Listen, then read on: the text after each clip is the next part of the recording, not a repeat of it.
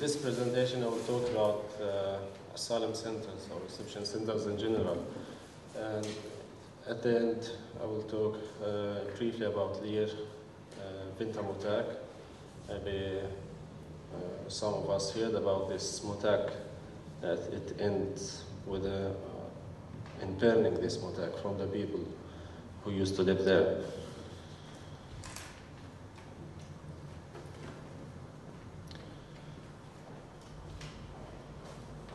We'll start with this nice picture on the UDI website and talking about asylum centers as places prepared for asylum seekers in Norway, and it is voluntary to live there in those, so you can choose freely if you want to live in these motaks or not.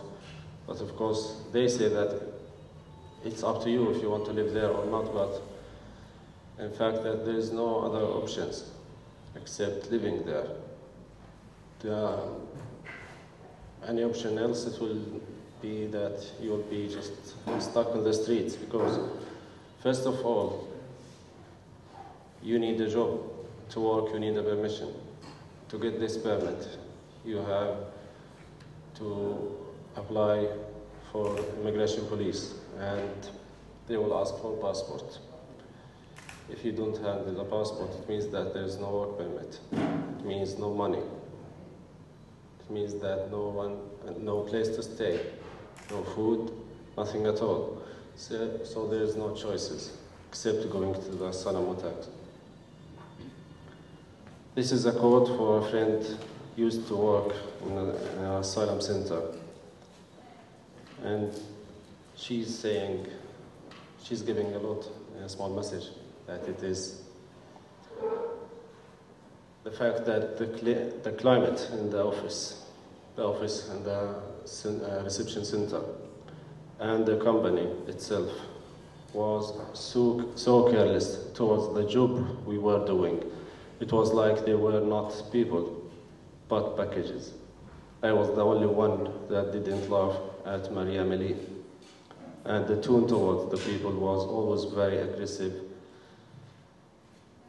The boss has racist tendencies and can provoke anyone into an argument. It is a business. Looking forward to PU coming to make room for another person, to give the money, to give the company more money. We will explain what's the money issue here. There is around 119 reception centers in Norway. Those reception centers are administrated by companies, and most of it are private companies making contracts with UDI to administrate these camps. Between 20 or more or less 20 companies are administrating those camps. Hero is the biggest and the most cooperative with UDI in a scare way for the asylum seekers. Most of the reception centers are rented by those companies. The majority of those places are old buildings and needs lots of rehabilitation, but of course, for financial benefits, it's cheaper to keep it like it is. We will talk here about living conditions, and this is a picture from one of the camps here near Oslo. It's not so far from here. And you see that it's up to 5 people sharing a room, and it's maybe 17 square meters. The standard of housing is poor, and it's really poor. Many places have black mold on the walls. In this kind of cases, the office should contact the owner, the house owner, and the house owner would never do anything regarding this, because he's just some guy making money by renting this place. And in the end, both of the house owner and the camp will claim that the problem is caused by the refugees themselves. and they have to be creative and wash it away or do something. But the truth is that they are not good enough venting for houses that many people in so small rooms, the mold keeps coming back.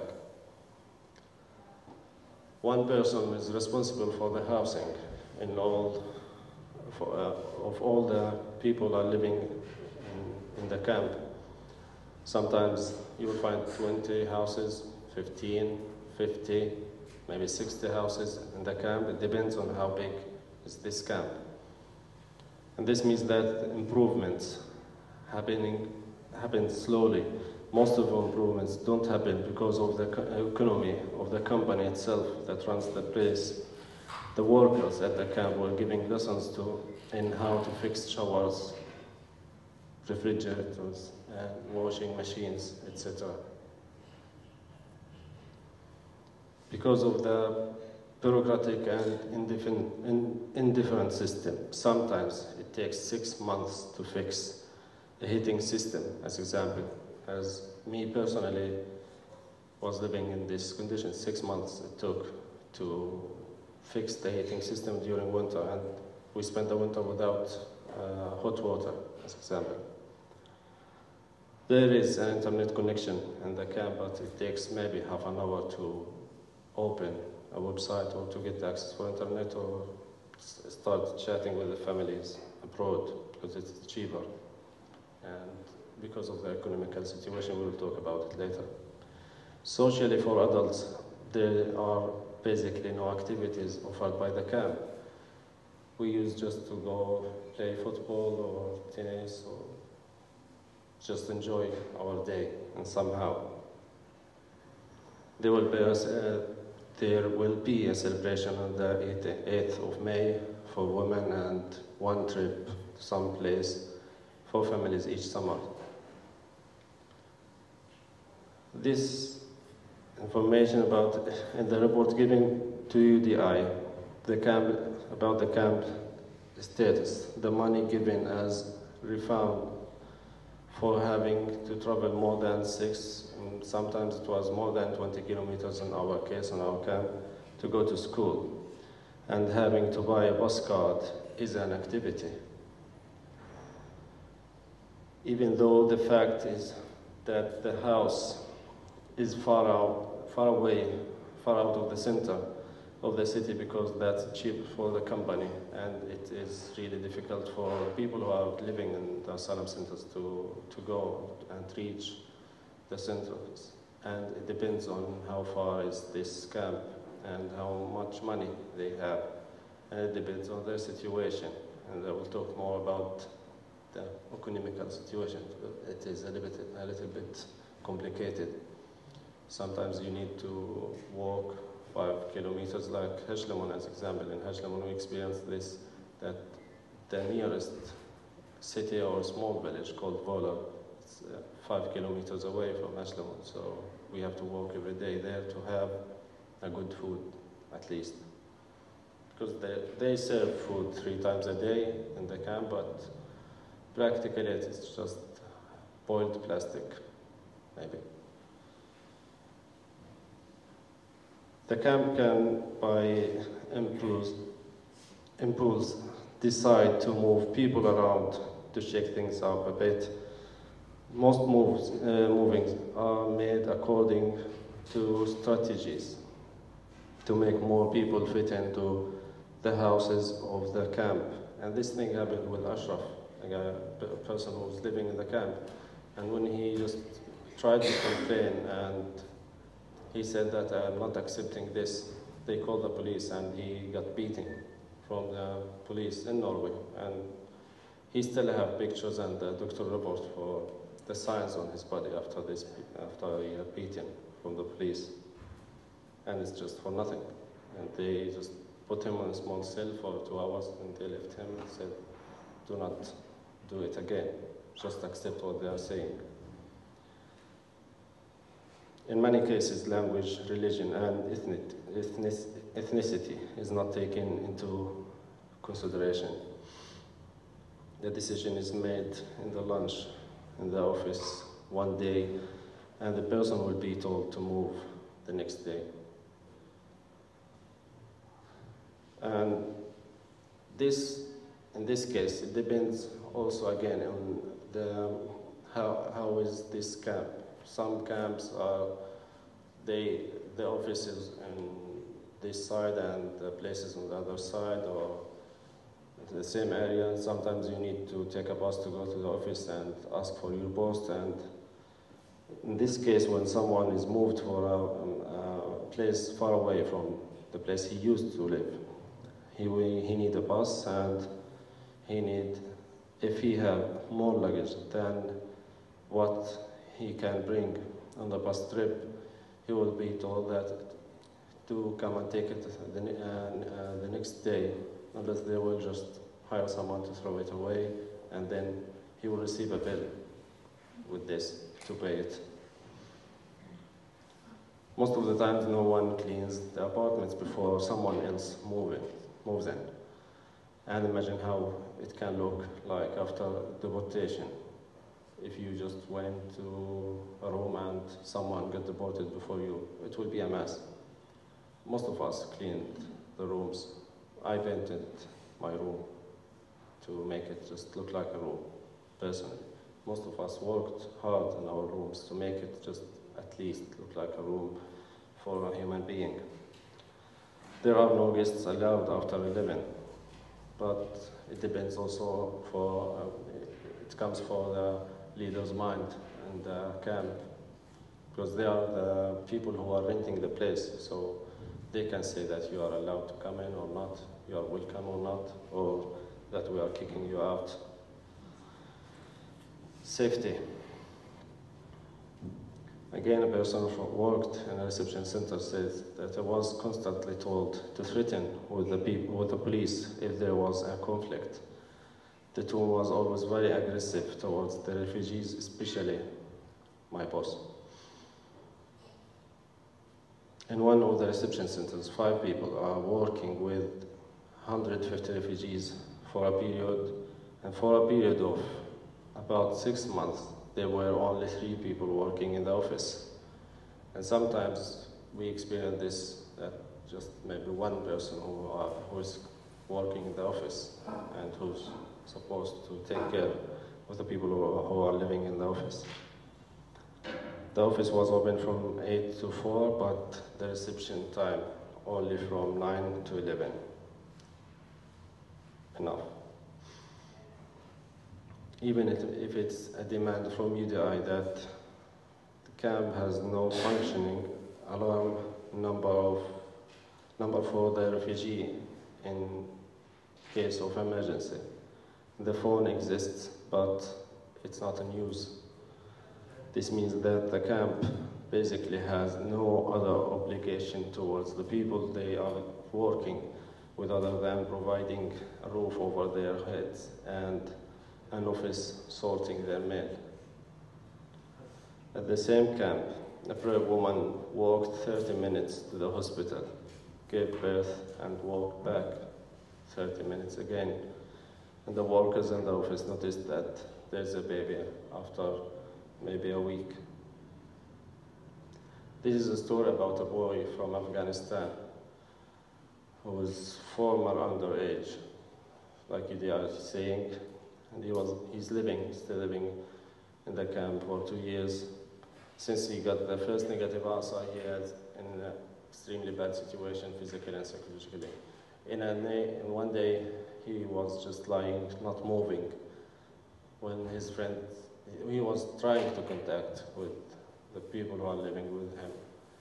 And when they contacted the office and said that he needs to go to hospital, they ignored him and they said that it's not their job. They took him to hospital and they found that he has a clot on his feet, one of his feet.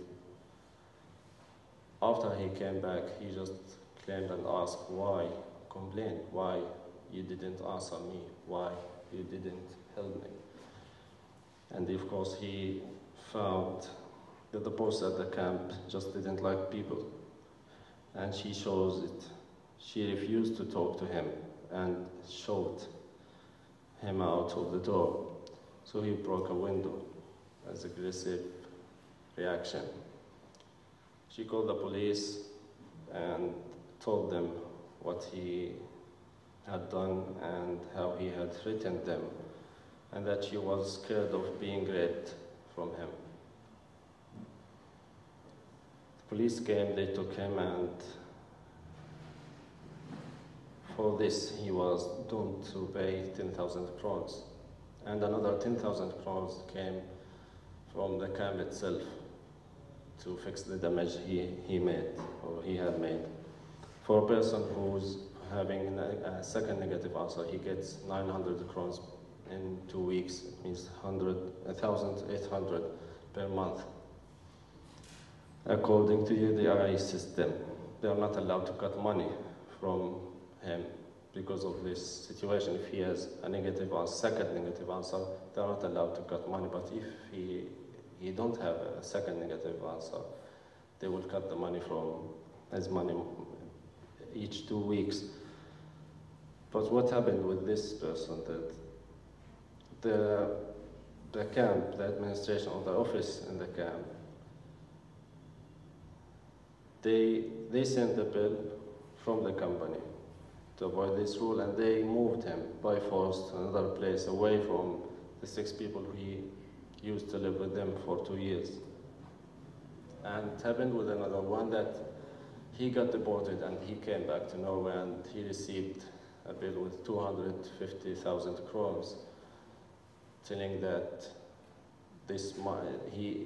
his trip when he got deported cost 250,000 crowns, and he had to pay it, and then he will get deported again. And it was obvious that the reception centers are also very active in trying to get immigration police to come, because it is a matter of business. As long as you have new inhabitants are coming, new people are coming, more free places, it means that more money is coming for the company itself. An employee in a reception center told us that they have been told to open the people letters to see if they had hidden income, cars or anything like it. And they have been told also if someone was seen walking in town in the morning, they were sent out as detective to try and find out if he or she was working. Because if you are working and not telling UDI, if you are working and you are telling UDI, first of all, you will pay rent for the room you have in the camp. If you are working not telling UDI, they will cut everything, and you will be owned for the government. The council, this council that we're talking about it here, that maybe most of the asylum seekers even don't know about it, that there's a council in the asylum reception centers for the asylum seekers themselves to cooperate with the office to know how can they make it better for them and how to make activities or just cooperate about everything in the camp regarding their daily life. Most of these camps, there's no council. And a camp like the camp I used to live in, Rognan, there is a council, but the people who are in this council, most of them, they have residence permission, but they are living in the Motek because they are still waiting for the communists to accept them, so even they are not maybe that interested or also maybe that expert. But at least there's a council and we know about it in our camp, but the majority of the camps in Norway, they even really do not know about it at all. It's not something they know about it. For translation, mostly friends were used to translate in the camp for interviews or phone calls with lawyers or translating some important letters. Because of course all the posts we get in the camp are written in Norwegian, and we need someone to help us, at least to translate it to English. From English we can translate it to Arabic or any other languages.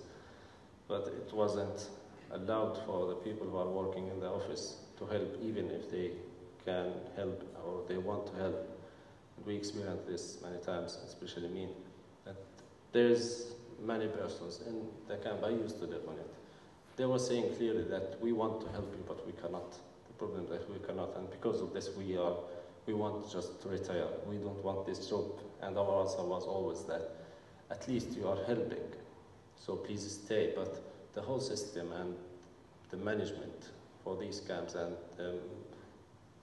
the higher levels in these companies are really corrupted, and it's just pushing, it's just a matter of business, how much money we can earn from this camp.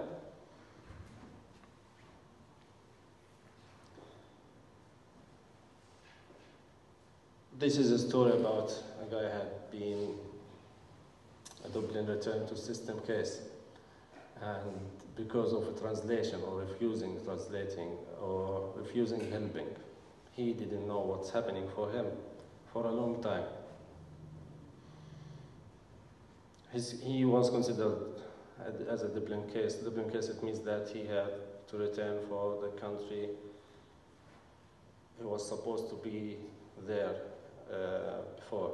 Dublin Agreement is an agreement made by the Schengen states or European states, and Norway is a part of this agreement. And it says that if someone applied for asylum and went for another country, another European country, applied again for asylum, they will return him for the first country he applied in the first hand. And also sometimes it comes for if he's entering Europe with a visa, Schengen visa. They will return on also to the original country he came from, not originally, but the first country he was supposed to be in.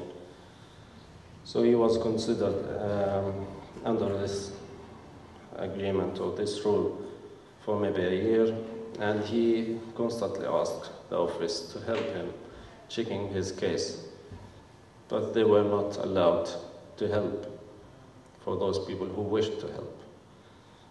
And he kept asking for months, saying that his lawyer had told him something good, but that he hadn't really understood. So finally, one employee at the office decided to call the UDI with him without the leader's knowledge at the office. They found out that UDI could not find his case at all. And the next week, they were told that he wasn't a Dublin case anymore. Not just that, he had received a positive answer from the UDI 6 months ago, but never gotten the message because his case was lost, and he never got any compensation for the money he would have got if he wasn't a Dublin case.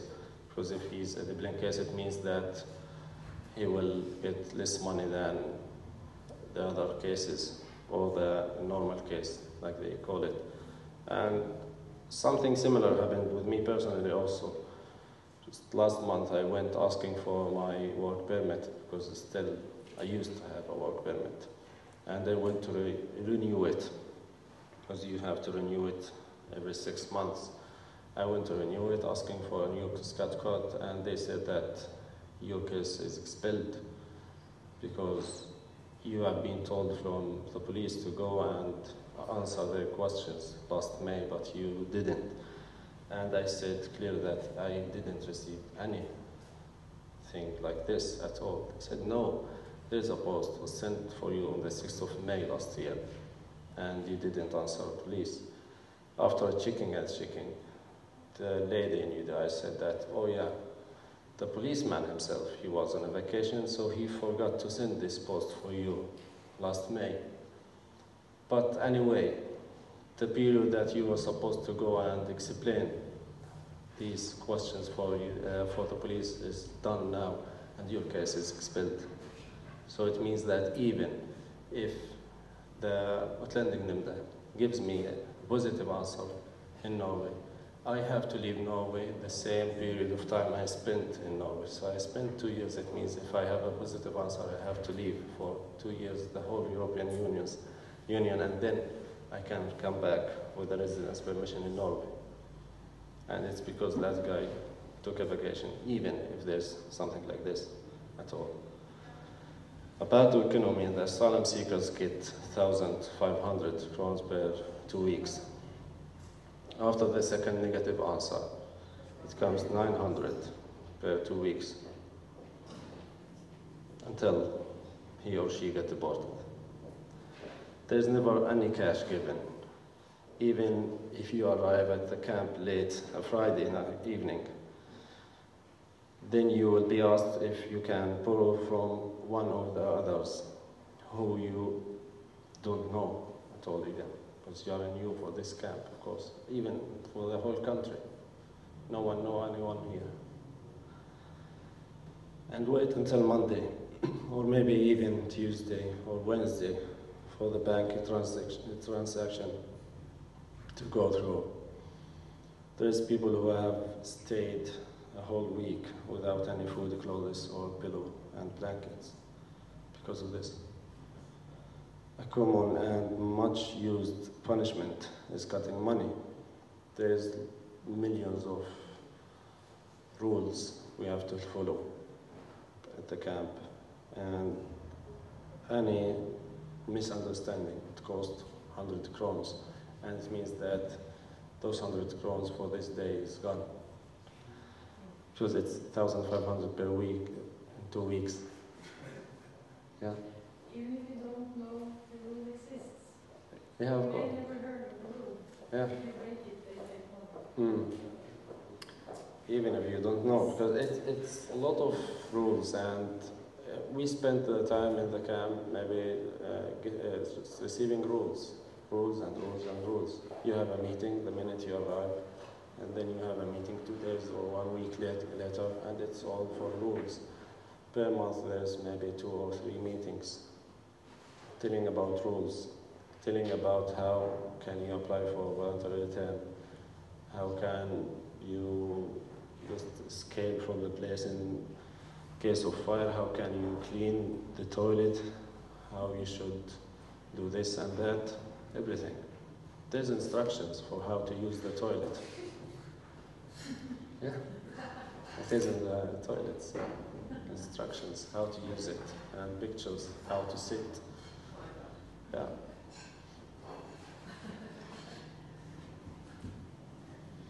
So breaking any of these rules, it means that you lost 100 crowns. So just 15 mistakes in 2 weeks, it means that you are broke. There's no money even to buy food, because in the permanent or temporary camps like Asylum, as example,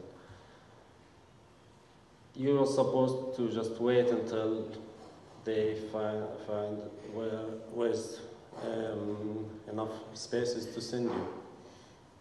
So it is just a short period of time to spend. I spent around 2 weeks there, or 3 weeks, but some people spent 6 months. I met people there, spent lots of months there waiting. And during the stay in Asylum, you will get 235 crowns in 2 weeks, because there's food, there's canteen, and they serve food every day. But in the permanent camps, there is no canteen. You have to go and buy your own food, and you have to buy your cigarettes, your clothes, everything. You have 1,500 crowns every 2 weeks. You have to buy 1,500. So you have to buy everything and pay for transport or everything, phone calls for your family. The camp can check through the cards how and where the money was spent, of course. Yes, of course they are. It's a job. I don't know if it's allowed or not, but they do it. They have the access for these cards. It's just a bank card, but it's not. They tell us when they give it to us that it's just to buy from Rematus and those shops here around. You are not allowed to use it on the train and in some areas, because it's not like those. It's not a usual bank card. No, it's not that card you have, at least. And UDI required someone with financial education handling the refugees' economy. But my leader of a reception center, and here the same person we mentioned, our friend in the reception center, she said that her leader didn't even finish economy, didn't finish secondary school, and she's in charge of the whole camp. Everyone had a lot of responsibility regarding economy. About Leir Mutak. Leir Mutak, this camp was burned, 2 years ago, I think. At that time, I was on a visit to my friends, Asylum, and at that time, they told me that I'm not allowed to stay in Asylum, by the way, because I'm not one of the inhabitants anymore, but I have, so I had just to leave. And I was coming from the north, 17 hours, far away from here. I came to visit my friends, and then I found that I don't have a place to stay, because it's not allowed to be a visitor. You can visit during the day, but I didn't know this. My plans were to spend 3 days, and it's expensive to pay the ticket back. If I want to buy a ticket to go back immediately, it means that I need 2,000 crowns maybe, and I cannot afford it as an asylum seeker. So I had to spend the time there hiding. At that time, people from Leir Mutak, they came to Asylum. They were a lot. Asylum is a big Mutak. There's around 850 places in this camp. It used to be a Mediterranean base, something like this. They came with lots of police cars and ambulances, moving them to Asylum. Then we started talking with those people. What's happening? They said, we burned our camp. Why? They said this and this and this, and here you are. First of all, this camp had been built as a solution suggested from the wise people in UDI, saying that there's people who are rejected and cannot be returned, and keeping them in the permanent camp is taking places. We cannot leave them on the streets also, because they are illegal, but we cannot deport them. And the only solution for this is making this Binta Mutak, waiting camps, until we fix some way or somehow to deport them. In these camps, people can spend 3, 4, maybe 6 years inside those camps. They say that it is an open camp, it's not closed. There's borders around it, but it's not closed. You can go, but you get 100 crores in 2 weeks. To go to the nearest, to come to Oslo, it needs, I think, 60 crores, or around 60 crores for the ticket. It means if you come to Oslo, you cannot go back. And you have just 100 in this week. So if you spend it for a ticket, you are stuck. There's food is served, of course, like the food we were talking about in Asylum. There's food. You are not allowed to do anything. You are just allowed to come and say, I want to go back. This is my passport, or just send me here or there. The main talk, or the same story from the majority of those people. They were saying that there is a racist office there. If you, as example, want to go and ask for a toilet paper, they will tell you in an extremely aggressive way that, why don't you go home? Why you are just staying here? Go home, we don't want you. And they will also receive lots of nasty names. If you are animals, why will you need this? Just leave. You are spending 4 years in a small place. You cannot get out. It's allowed to go out, but you cannot. Your neighbors are shooting on you, and it happened 3 times, maybe between 2 or 3 times, that the neighbors were shooting on them. Because everybody around them, in the office and the neighborhood, they are just treating them like unwanted. They don't want those people here.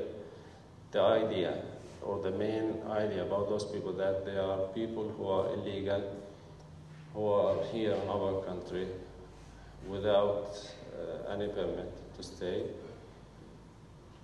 People, of course, trust UDI, so it means that when UDI said that those people are rejected, they say, yeah, they are rejected because they do not deserve asylum. They are here criminals coming to lie on us, and we are not stupid. We want to protect our country. Putting those people under these situations, smashing them under the system, in this system. And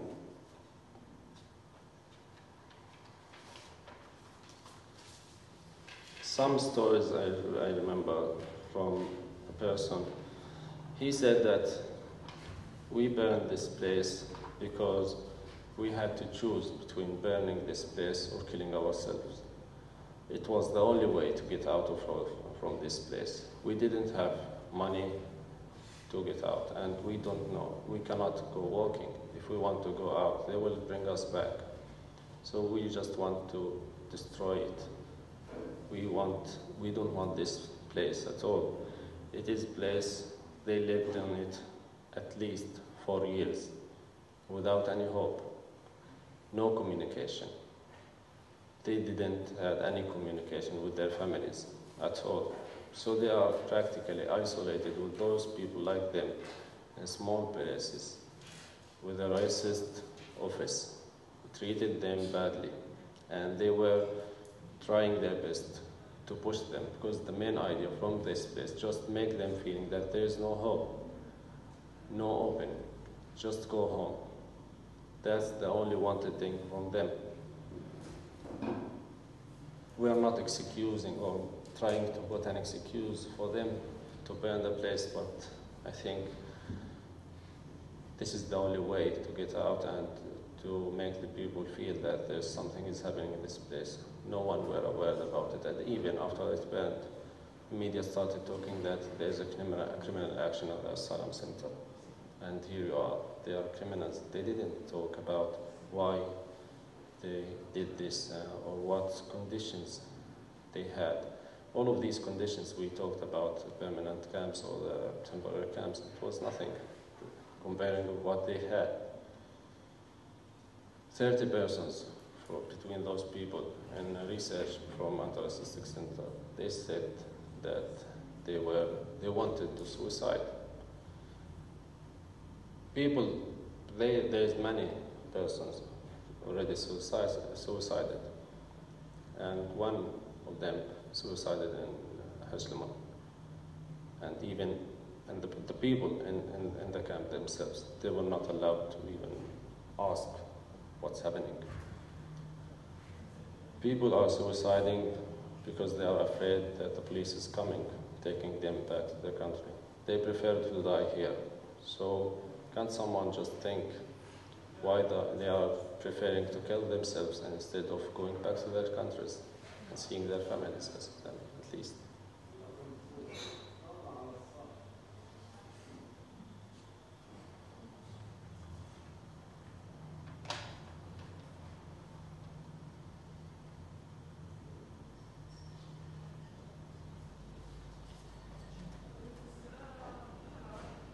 So far, I don't know really.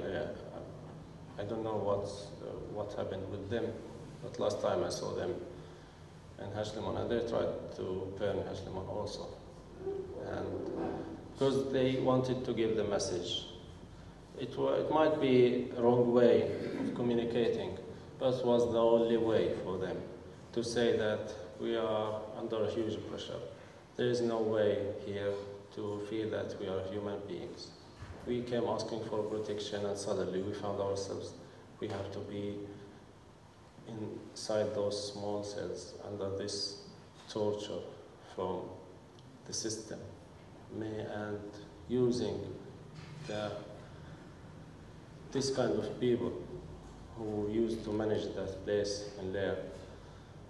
All the stories from all the people there, it gives the idea that they had racist people who were treating them like animals, or maybe worse, because here people treat animals in a good way here in Norway, but those people were treated really worse. There's no way to explain how. The way they were telling their stories, the way they were showing the facts about. I mean, for me as a asylum seeker, when I came in the beginning, it was just maybe 1 month for me in Norway, and suddenly I'm meeting those people telling those stories, and it was shocking that I'm meeting this kind of people. They are from all over the world. The majority of them are stateless. And they were treated badly in unbelievable way that you will hear it, that this is happening in Norway. And for those people who were just trying to shake it up, to say that there's something wrong is happening to us, unfortunately they couldn't. They didn't succeed. They ended on the jail. For the people who burned the place, and for the rest of those people, they went just to another place to continue this circle of being depressed, no hope and no way out at all. Thank you very much.